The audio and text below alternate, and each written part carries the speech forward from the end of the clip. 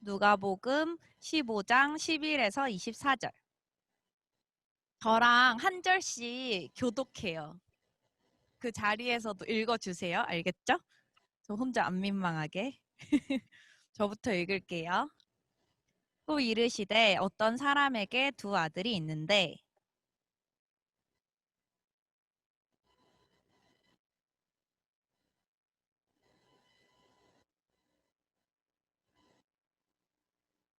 그 후 며칠이 안 되어 둘째 아들이 재물을 다 모아가지고 먼 나라에 가 거기서 허랑방탕하여 그 재산을 낭비하더니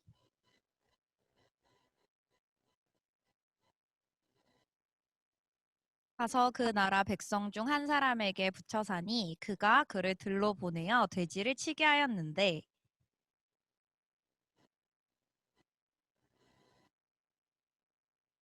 이에 스스로 돌이켜 이르되 내 아버지에게는 양식이 풍족한 품꾼이 얼마나 많은가 나는 여기서 주려 죽는구나.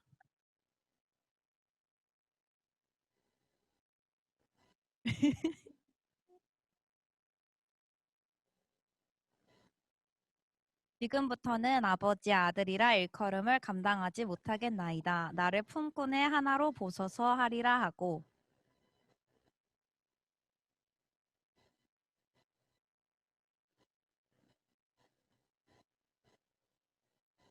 아들이 이르되 아버지 내가 하늘과 아버지께 죄를 지었사오니 지금부터는 아버지의 아들이라 일컬음을 감당하지 못하겠나이다.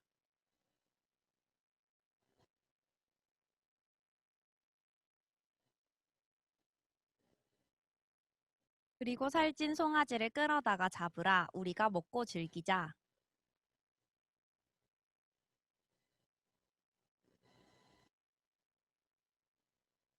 추석 다 잘 보내셨나요? 저는 이번에 거의 광주 집에서만 계속 있다가 왔는데 좀 막 기분이 엄청 좋지는 않았어요. 왜냐면 하루는 명절에 방에서 혼자 인터넷 쇼핑몰을 제가 구경하는 걸 좋아해가지고 이렇게 보고 있었는데 좀 우울해지는 거예요. 왜냐면 그 안에 되게 마르고 예쁜 모델들이 엄청 많았는데 그 마른 몸이 너무 부러웠어요. 아, 나도 저렇게 말랐으면 저 옷을 저렇게 소화할 수 있을 텐데.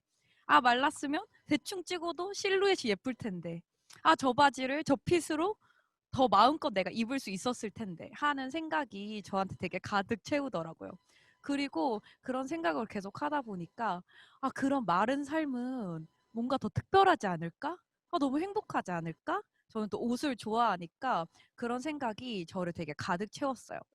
저는 그런 지점이 내가 바라는 나의 모습의 지점과 닿아 있더라고요. 그렇지 않은 나의 모습이면 얼마나 좋을까? 이렇지 않은 나면 얼마나 행복할까? 라는 이상향을 누구나 가슴에 하나씩 품고 사는 것 같습니다. 저는 오늘 그런 자신에 대한 이상향을 오아시스 같다라고 이야기를 하고 싶어요. 그래서 이와 같이 우리는 알게 모르게 이런 오아시스 같은 이상향을 다 꿈꾸는 것 같아요. 그 기준은 내가 설정한 것일 수도 있고 또 주변의 요구에 의해서 설정된 것일 수도 있죠. 한 가지 명확한 것은 너무나도 간절히 이루고 싶고 또 그거를 이뤘을 때 세상의 무엇과도 비교할 수 없는 행복함을 보장해 줄 것 같은 느낌입니다. 뭐 가령 예를 들어서 취준을 하고 있는 사람은 취업일 수도 있고 오랫동안 내가 이루었던 꿈일 수도 있고 또 굉장히 소소한 것일 수도 있을 것 같아요. 뭐 저한테는 아까 뭐 이야기한 것처럼 마른 몸과 또 나에게 완전하게 잘 맞는 남자친구 이런 게 저의 되게 오아시스 같은 이상향이었어요. 이 오아시스가 그저 바라는 것 이상인 이유는 우리는 때로 여기서 삶의 의미와 또 그런 삶이 나를 책임지고 구원해 줄 것이라는 구원적인 소망을 갖게 되기 때문입니다. 아, 이걸 이루면 얼마나 좋을까? 아, 이거를 이루면 나의 남은 삶이 얼마나 행복할까? 내 삶이 얼마나 특별하게 느껴질까 하는 거죠. 오직 참 만족이 예수님 뿐이란 걸 알면서도 이런 오아시스는 슬며시 고개를 들어서 아, 그럼 진짜 좋을 텐데, 진짜 행복할 텐데, 라는 생각으로 나를 가득 채웁니다. 오아시스는 아, 저것만 있으면 내 삶이 진짜 의미 있을 거야, 라고 느끼는 바로 그것입니다. 오늘 본문에서도 삶의 불만을 가지고 자신만의 오아시스를 쫓아 길을 떠난 이가 등장하는데요. 바로 둘째 아들입니다. 둘째 아들은 12절 13절에서 이렇게 이야기를 해요. 그 둘째가 아버지에게 말하되 아버지여 재산 중에서 내게 돌아올 분깃을 내게 주소서 하는지라. 아버지가 그 살림을 각각 나눠 주었더니 그 후 며칠이 안 되어 둘째 아들이 재물을 다 모아가지고 먼 나라에 가 거기서 허랑방탕하여 그 재산을 낭비하더니 이 둘째 아들은 아버지의 통치에 실증을 느끼고 있었어요. 그리고 아버지의 경영을 불신했죠. 그러니까 아버지랑 같이 살지만 같이 사는 게 너무너무 마음에 들지 않는 거예요. 그래서 먼 나라로 떠나려는 계획을 세웁니다. 그리고 아버지에게 유산을 넘겨달라고 하죠. 되게 이 작업이 여기에서는 엄청 간단하게 묘사되지만 실제로는 굉장히 페륜화적인 행동이에요. 왜냐하면 실제로 유산 상속은 정말 부모님이 죽고 난 이후에 이루어지는 게 일반적이었고 특히나 둘째 아들 몫에 해당하는 재산의 3분의 1을 주려면 그때 재산이 대부분 토지였을 걸 감안하면 굉장히 수고스러운 작업이었습니다. 왜냐면 땅을 팔아가지고 그 몫을 떼어줘야 했을 테니까요. 자신의 몫의 유산을 받게 되자 둘째 아들은 생각해온 것을 바로 실행에 옮깁니다. 재산도 넉넉하겠다. 새로운 꿈이 펼쳐질 오아시스인 먼 나라로 떠납니다. 그곳에서 한동안 꿈만 같은 삶을 삽니다. 허랑방탕하게 돈이면 안 될 것 없는 꿈의 공간을 누리며 찰나의 만족감을 누립니다. 그러나 찰나의 만족감도 잠시 아들은 모든 재산을 탕진하고 거지가 됩니다. 엎친 데 덮친 격으로 그 나라도 큰 흉년이 들어서 상태는 더 안 좋아졌어요. 14절, 15절에는 이렇게 나와 있어요. 다 없앤 후 그 나라에 크게 흉년이 들어 그가 비로소 궁핍한지라. 15절 가서 그 나라 백성 중 한 사람에게 붙여 사니 그가 그를 들러 보내어 돼지를 치게 하였는데 그가 돼지 먹는 쥐염 열매로 배를 채우고자 하되 주는 자가 없는지라. 이에 스스로 돌이켜 이르되 내 아버지에게는 양식이 풍족한 품꾼이 얼마나 많은가. 나는 여기서 줄여 죽는구나. 둘째 아들은 한 사람에게 붙어 거의 기생하며 돼지치기로 삶을 연명합니다. 그 당시 돼지는 불결한 짐승 중 하나로 유대인들은 돼지고기를 먹지도 않았을 뿐만 아니라 돼지 치는 것조차 꺼려하면서 천시하였다고 해요. 그렇지만 별 수 없죠. 지금 둘째 아들이 할 수 있는 일이라곤 이거밖에 없는걸요. 어떻게든 살기 위해서 돼지의 사육격인 쥐염 열매로 배를 채우려고 하지만 그마저 여의치가 않습니다. 그조차 주는 이가 없었기 때문이죠. 그 순간 둘째 아들에게 강력한 현타가 옵니다. 아, 나는 뭘 위해 여기 왔지? 나는 이제 여기서 진짜 굶어 죽는구나. 삶의 바닥을 경험합니다. 비참함과 굶주림이 둘째 아들을 감쌉니다. 처음 떠나올 때 이런 모습을 생각하며 발을 뗀 건 아니었는데 둘째 아들이 찾았던 오아시스는 먼 나라에서 철저하게 부서졌습니다. 이제 그는 자신의 생존을 위해 먹을 것조차 구할 수 없는 비참한 상태입니다. 이와 같이 우리는 살아가며 여러 의미의 바닥을 경험하게 되는데요. 둘째 아들과 같이 실제적, 상황적, 환경적인 바닥일 수도 있고 심리적 바닥일 수도 있습니다. 명확한 것은 우리가 붙잡던 오아시스의 한계를 경험하는 바로 그 지점이 이 바닥이라는 것입니다. 나를 그토록 특별하게 만들리라고 믿어 의심치 않았던 오아시스, 그것은 우리에게 바닥을 안겨줍니다. 어찌 보면 예견된 수순이죠. 하나님이 아닌 오아시스는 무조건 한계가 있고 언젠가 그 바닥을 우리는 마주하게 될 테니까요. 그것이 비록 둘째 아들과 같은 처절한 실패가 아닐지라도 가득 이룬 성공의 자리에서도 우리는 그 바닥을 허무함이라는 형태로 마주하기도 합니다. 빛나 보이는 스타들은 수만 명의 관객 앞에서 공연을 하고 돌아온 호텔방에서 허무함을 느끼고 성경에서는 그토록 라헬을 사랑해 몇 년의 수고도 짧아 보였던 그 야곱도 라헬과 결국에 결혼을 했지만 삶의 고민들은 지속되었습니다. 하나님 그만 먹고 싶어요라는 책의 저자 리사 타커스트는 다이어트를 해서 그토록 원하던 사이즈의 청바지를 입었지만 그로 인한 행복감은 채 하루도 못 갔다고 그러더라고요. 아까 시작하면서 저한테 그 마른 몸이 저에게 되게 오아시스 같은 존재라 그랬잖아요. 사실 제가 지금보다 한 14kg 정도 덜 나갔을 때가 있었는데 지금 보면은 되게 말랐는데 그때는 그것도 안 말랐다고 생각했어요. 그리고 딱히 그때 엄청 행복하지도 않았어요. 제가 그때 더 말랐었으면 더 행복했을 것일까요? 아닐 겁니다. 왜냐하면 애초에 그러한 마른 몸은 저에게 영원한 행복을 보장해 줄 만한 것이 아니었기 때문이죠. 어떤가요? 여러분들이 붙잡고 있던 다른 것들은 어떤가요? 여전히 그 오아시스가 여러분들에게 달콤하고 또 영원한 행복을 줄 것 같은가요? 그거를 우리가 기억하면서 이야기를 이어서 나가봤으면 좋겠습니다. 네, 그래서 우리가 다음으로 살펴볼 것은 이 아들의 반응입니다. 이렇게 시계 현타를 경험한 아들은 어떻게 이후에 반응했을까요? 17절부터 20절을 한번 읽어보려고 하는데요. 이에 스스로 돌이켜 이르되 내 아버지에게는 양식이 풍족한 품꾼이 얼마나 많은가. 나는 여기서 줄여 죽는구나. 내가 일어나 아버지께 가서 이르기를 아버지 내가 하늘과 아버지께 죄를 지었사오니 지금부터는 아버지의 아들이라 일컬음을 감당하지 못하겠나이다. 나를 품꾼의 하나로 보소서 하리라 하고 이에 일어나서 아버지께 돌아가리라. 이때 아들의 반응이 인상 깊습니다. 이토록 상황이 절망스러운데 우리는 쉬 자기 연민에 빠질 수도 있잖아요. 난 너무 힘들어. 왜 나는 이런 상황이 됐을까? 난 쓰레기야. 내가 내 인생을 망쳤어. 내 인생은 망했어. 그렇지만 그는 그저 자기 연민에만 빠져 있진 않습니다. 17절 스스로 돌이켜는 쉬운 성경에 제정신이 들어 말했다라고 쓰여 있는데요. 이제야 진정 깨달음이 온 거죠.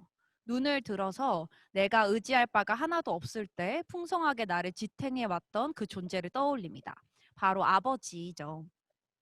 아버지의 집에는 품꾼조차 넉넉하게 먹었었지. 다시 아버지의 따뜻한 사랑도 떠오릅니다. 내가 뭐라고 그렇게 아버지 마음에 대못을 박으면서 나왔을까? 정말 내가 믿고 따랐던 것은 헛됐고, 정말 자신의 패륜적인 행동도 다시 눈에 들어올 것입니다. 그리고 현재의 상황도 명확하게 인식되고요. 17절. 그런데 나는 여기서 굶어 죽게 되었구나. 자신의 상황이 얼마나 비참한지 깨닫습니다. 그리고는 명확하게 자신의 잘못을 인정하는 고백을 합니다. 18절. 내가 하늘과 아버지께 죄를 지었사오니. 여기서 특이한 점은 아버지에게 죄를 지었을 뿐만 아니라 하늘의 죄를 지었다라고 이야기하는 것입니다. 여기서 하늘은 하나님을 나타내는데요. 아들은 그제야 깨달은 거죠. 자기가 아버지에게 인간적으로 잘못했을 뿐만 아니라 하나님에게도 잘못했다란 것을요. 저는 여기에서의 이 아들의 회개를 존재 근원적인 회개라고 부르고 싶습니다. 자기의 존재의 의미의 근원을 자기 스스로에게서 찾았던 것, 재물에게서 찾았던 것, 오아시스에서 인생의 소망을 찾으려 한 그것을 아들은 지금 회개하기 시작한 것입니다.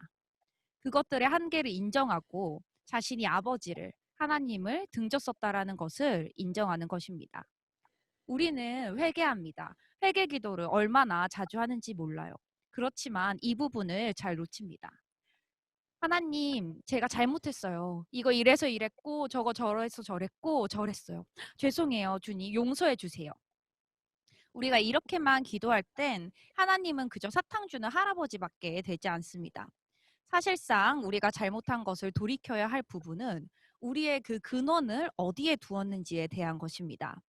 우리의 회개 기도는 내가 나의 삶의 모든 것의 근원을 혹은 나의 행동의 모든 것의 근원을 어디에 두었었는지에 대한 깨달음과 자기 자신에 대한 노아짐이 기본으로 되어야 합니다.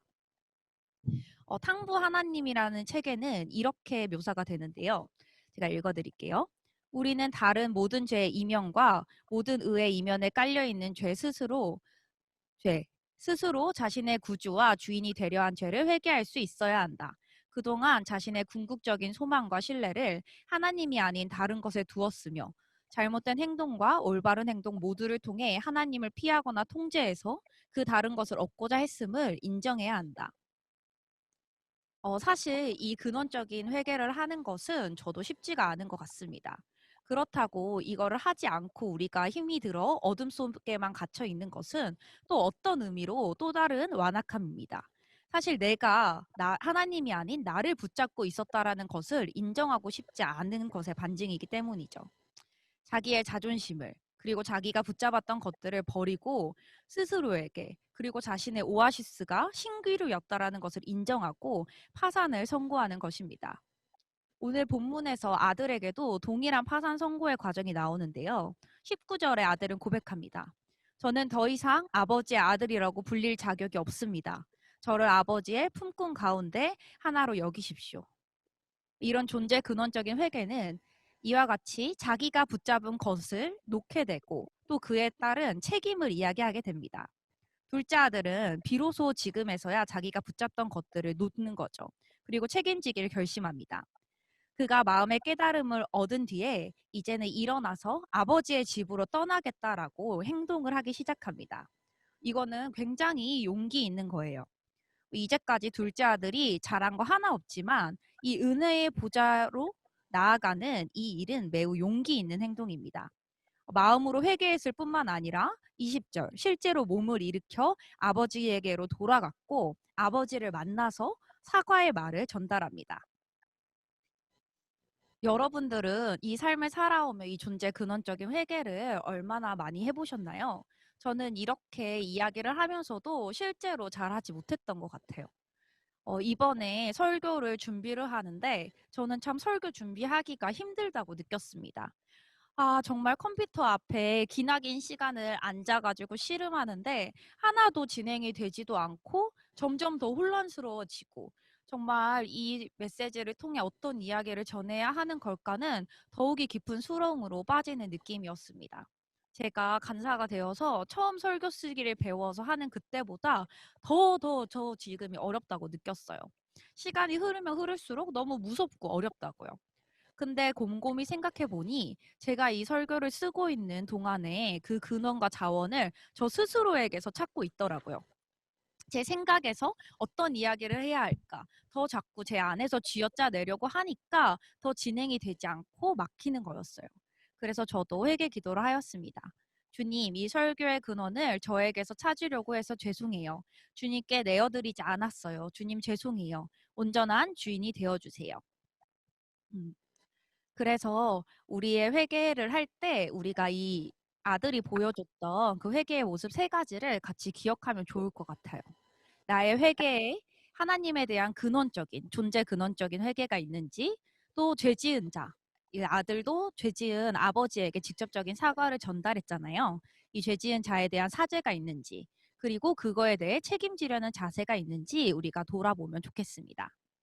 이와 같이 다양한 오아시스들로 우리는 하나님의 자리를 대체하고자 하고 또 사실 둘째 아들도 그런 모습이었죠. 그래서 그 바닥에서 그 한계를 깨닫고 이런 전 존재의 근원적인 회개를 한 거고요. 그리고 그 여정을 떠난 아들은 이제 집에 당도하였습니다. 이야기는 아직 끝나지 않았고 아버지의 반응이 남아있죠. 다시 돌아가서 아버지의 반응을 살펴보도록 해요. 20절. 아직 거리가 먼데 아버지가 그를 보고 측은히 여겨 달려가 목을 안고 입을 맞추니 22절 아버지는 종들에게 이르되 제일 좋은 옷을 내어다가 입히고 손에 가락지를 끼우고 발에 신을 신기라. 그리고 살찐 송아지를 끌어다가 잡으라. 우리가 먹고 즐기자. 내 아들이 죽었다가 다시 살아났고 잃어버렸다가 다시 찾았다. 아들이 저 멀리서 걸어옵니다. 아버지는 오랫동안 그 자리에서 기다린 모양입니다.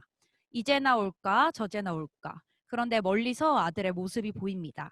아버지는 달려가 아들을 부둥켜 안고 입을 맞추며 맞이합니다. 아들은 조금은 당황했을 수 있을 것 같아요. 돌아오는 길에 수천 번 준비한 대사를 읊습니다. 아버지 죄송해요. 제가 정말 하늘과 아버지에게 죄를 지었어요. 저는 정말 아버지는 아들의 말이 채 다 끝나기도 전에 이야기합니다. 가장 좋은 옷을 내어서 이 아이에게 입혀다오. 귀한 가락지와 신발, 살찐 송아지를 잡아 우리가 잔치를 열어야 한다. 그리고 감격에 차서 소리칩니다. 내 아들이 죽었다가 다시 살아났고 잃어버렸다가 다시 찾았다. 아들은 아버지께서 자기를 그저 품꾼으로라도 받아주면 감지덕지라고 생각했는데 아버지는 언제 그랬냐는 듯이 너는 당연히 내 아들이고 너무나도 널 기다렸고 마치 전장에 나간 아들이 살아 돌아오기라도 한 듯이 정말 죽은 줄 알았던 그 아들이 살아 돌아온 듯이 아들을 맞이합니다. 아, 제가 추석 때 엑시트라는 영화를 봤는데 거기서 조정석이 되게 속만 썩이는 골칫덩이 아들로 나오거든요. 근데 그러다가 서울에 예기치 못한 재난 상황이 벌어져가지고 간밤에 그 상황에서 죽다 살아난 조정석과 그 다음 날 아침에 가족들이 다시금 조우하는 모습이 나옵니다. 정말 조카부터 온 가족이 눈물 범벅이 되어서 조정석을 맞이하는데요. 정말 죽을 수도 있다라고 생각했던 그 사람이 살아 돌아온 게 얼마나 감격적인지를 느낄 수 있는 장면이었습니다. 본문 20절에 아버지의 마음으로 표현되는 측은히 여겨라는 것은 원어로 스플랑크니 조마라는 단어입니다. 이는 도와주지 않으며 마음이 아파 견딜 수 없게 된 상태를 뜻합니다.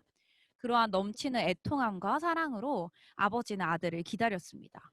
오늘은 올까? 내일은 올까? 그런데 저 멀리서 아들의 모습이 보이는 겁니다. 그래서 그 아들에게 가장 귀한 옷, 반지, 송아지 등 최고의 대상에게 하는 대접을 제공합니다. 아마 그 집에서 가장 귀한 옷은 아버지의 옷이었을 거고 그 거지가 다 된 아들에게 자신의 오색빛깔 옷을 덮어준 것입니다.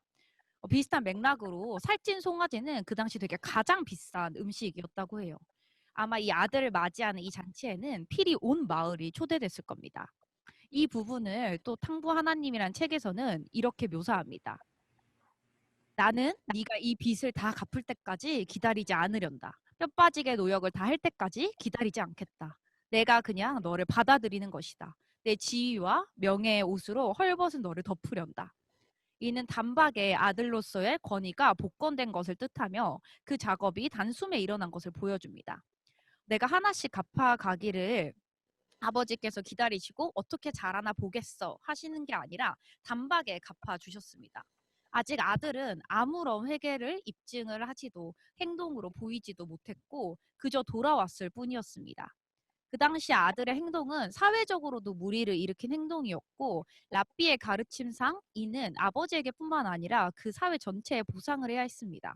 그래서 품꾼이 되어 갚는 방식을 떠올리기도 한 것이고요. 그런데 아직 아버지에게 폐를 끼쳤던 그리고 마을에 폐를 끼쳤던 것에 대한 어떠한 보상도 시작하지 않았는데 그런 그를 바로 다시 아들의 자리에 놓아주신 것입니다. 사실 저는 이해가 쉽게 되지가 않았어요. 만약에 제가 그 마을 사람이라면 아버지한테 이렇게 얘기했을 것 같아요. 아니, 김씨, 그래선 안 된다고. 이 둘째 아들 놈 호되게 혼이 나야 정신을 차린다고. 그리고 당장 돌아오자마자 받아주는 게 말이 되냐고. 잘하는 거 보고 다시 받아주던지 말던지 하라며 이야기를 괜히 훈수를 뒀을 것 같습니다. 그러나 본문에서 아버지는 아들을 향한 애통함으로 가슴이 절절 끓는 모습이 나옵니다. 아들 스스로가 이런 나는 나도 용납을 못해 하는 그 순간에 나를 용납하신 것입니다. 나를 버릴 거라 생각했던 그 사랑이 나를 받아줄 때 그거는 얼마나 귀하고 그 대상을 얼마나 새롭게 태어나게 하는지를 생각해 보게 됩니다. 이후에는 그렇다면 그 아들이 어떻게 살아갈 수 있을지에 대한 것이 나오는 것 같은데요. 23절에 아버지는 잔치를 제안합니다. 살찐 송아지를 끌어다가 잡으라. 우리가 먹고 즐기자. 아버지는 우리가 함께 먹고 즐기자고 제안합니다. 그리고 내 아들이 죽었다가 다시 살아났으며 내가 잃었다가 다시 얻었다라고 고백하니 모든 모여있는 사람들이 함께 즐거워하며 그 잔치에 함께했다라고 나와 있습니다. 아버지는 이윽고 잔치의 자리로 아들을 초청합니다. 그 초청이 물론 너무나도 귀하고 감사하지만 아들은 고민이 되었을 것 같습니다. 내가 이 잔치를 참석해야 되나 마나가 아니라 내가 참석을 해도 되나? 그럴 염치가 없는데 대체 내가 어째야 하는 게 맞는 걸까? 그런 아들에게 아버지는 선포합니다. 내 아들은 죽었다가 다시 살아났으며 내가 잃었다가 다시 얻었노라. 아버지는 아들이 그저 아버지에게 버려질 것이 두려워 눈치 보며 어떻게 하면 아버지의 눈에 들 수 있을까 고민하며 조마조마해하며 이 아들의 삶을 이 잔치를 참여하는 것이 아니라 이 절망의 수렁텅이에서 아들을 건지고 새롭게 하신 그 아버지의 사랑에 감격하며 어떻게 내가 아버지의 사랑에 보답할 수 있을까? 어떻게 내가 아버지 아들로서 어떻게 사는 것이 합당한가를 고민하기를 바랐을 것 같습니다. 어떻게 사는 게 아버지의 아들로서 아버지를 기쁘게 하고 올바른 아들로서의 자세는 무엇일까를 고민하는 삶 말이죠. 둘째 아들이 값없이 받은 이 긍휼로 그저 지위가 회복된 것이 값없이 이루어져서 너무나도 가벼워 보일 수 있지만 실제로는 아버지께서 그 값을 너무나도 크게 치르셨습니다. 하나님과 우리의 관계도 마찬가지입니다. 그저 아무 일도 없었던 것처럼 하나님께서 우리의 죄를 없이 하신 게 아니고 예수님으로 값을 치르셨습니다. 이제 그 예수님의 희생의 값을 우리는 하나님의 자녀로서 살아내야 하는 것을 이 이야기를 통해 우리는 또 볼 수 있죠. 그렇습니다. 우리도 하나님을 향한 올바른 경외심으로 이제 내가 하나님의 자녀로서 어떻게 사는 것이 합당한가를 고민하는 삶을 살아야 합니다. 내가 좇고 있던 허탄한 오아시스를 버리고 이제는 아버지의 집으로 돌아오십시오. 그저 눈치를 보는 회개가 아닌 근원적인 전 존재를 돌이키는 회개를 하십시오. 그리고 붙잡았던 것을 미련 없이 놓아버리고 이 참 자유의 잔치로 우리를 초청하실 아버지와 함께 합시다. 그리하여서 아버지의 그 은혜로 말미암은 정말 아버지께서 우리를 새롭게 나게 하신 그 사랑을, 그 복음의 능력을 믿으며 어떻게 하면 주님을 더 기쁘게 하는 삶을 살 수 있을까를 살아가는 우리가 되었으면 좋겠습니다. 또 때로는 누군가는 이렇게 이야기할지도 모릅니다. 아, 그러면 그냥 이제 눈치 안 보고 아들로서만 잘 살면 되는 거죠? 오히려 부담 없네요. 좋네요. 라고 생각할 수도 있습니다. 하나님의 은혜를 기억함은 이러한 방종을 이야기하는 것이 아닙니다. 은혜를 기억할 때 동시에 우리의 무력함을 함께 기억해야 합니다. 하나님 외의 오아시스를 추구하였을 때에 바닥을 쳤던 그 경험을 우리는 끊임없이 기억하고 동시에 상기시켜야 합니다. 그 긍휼의 선물에 감사하면서도 어떤 나를 받아주셨는지, 그걸 위해서 무슨 값을 치르셨는지를 동일하게 계속해 기억해야 합니다. 그럴 때에 그 긍휼의 은혜가 얼마나 큰지 우리는 계속해서 상고할 수 있습니다. 우리가 인간적으로 그 권리가 회복될 만하여서 회복된 자는 우리 중 아무도 없었습니다. 아들의 고백을 기억하십시오. 나는 아들이라 일컬음을 감당하지 못하겠나이다. 나를 품꾼 중 하나로 여기십시오. 이것이 우리의 현 주소입니다. 끊임없는 복음의 감격으로 그저 내가 열심히 하는 수준이 아니라 나를 하나님께 내어드림으로 더욱이 자신을 쳐 하나님께 복종하며 그 하나님께서 허락하신 온전한 자유 가운데로 나를 더욱이 내어보냅시다. 그 성령의 은혜로 말미암아 살아가며 더욱이 하나님과 가까워지는 정말 하나님의 자녀로서 그 잔치에 참여하는 우리가 되었으면 좋겠습니다. 그러한 주님 앞에 내가 붙잡았던 모든 오아시스를 내어드리고 맡겨드림으로 자녀로서 잔치를 함께하는 우리가 되면 좋겠습니다. 말씀을 맺을 텐데요. 오늘 말씀에서는 둘째 아들과 이 아버지의 이야기가 초점이 되어 나와 있습니다. 자신의 오아시스를 쫓았던 둘째 아들은 큰 꿈을 가지고 집을 떠나지만 그 한계에 부딪혀 크게 좌절합니다. 그리고 그 순간 나를 얼마나 온전하게 채웠던 그 아버지의 사랑을 기억하고 전 존재를 돌이키는 회개를 하고 아버지의 집에 돌아옵니다. 우리 모두 참 집 대신 우리 하나님 아버지께 돌아갑시다.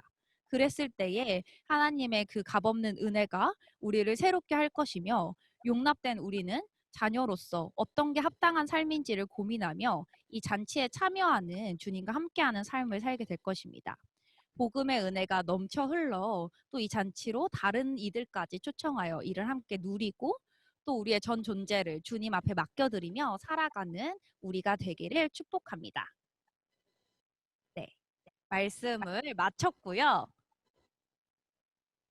그러면 이제 함께 찬양 들으면서 같이 기도하였으면 좋겠습니다. 오늘 말씀을 들으며 나의 오아시스는 무엇이었는지 또 그런 나를 하나님께서는 어떻게 바라보시고 어떻게 기다리시고 또 어떻게 함께하기 원하는지를 말씀을 통하여 보았습니다. 이 시간 각자의 자리에서 정말 주님과 대화하는 시간을 가졌으면 좋겠습니다. 주님 앞에 내가 붙잡았던 것은 어떤 것이었고 그러한 나를 주님께서는 이렇게 바라보셨으며 주님 내가 이제 나의 마르지 않는 샘 대신 주님 앞에 나아가 그와 함께하기 원한다고 고백하였으면 좋겠습니다. 이 시간 함께 짧게 기도할게요.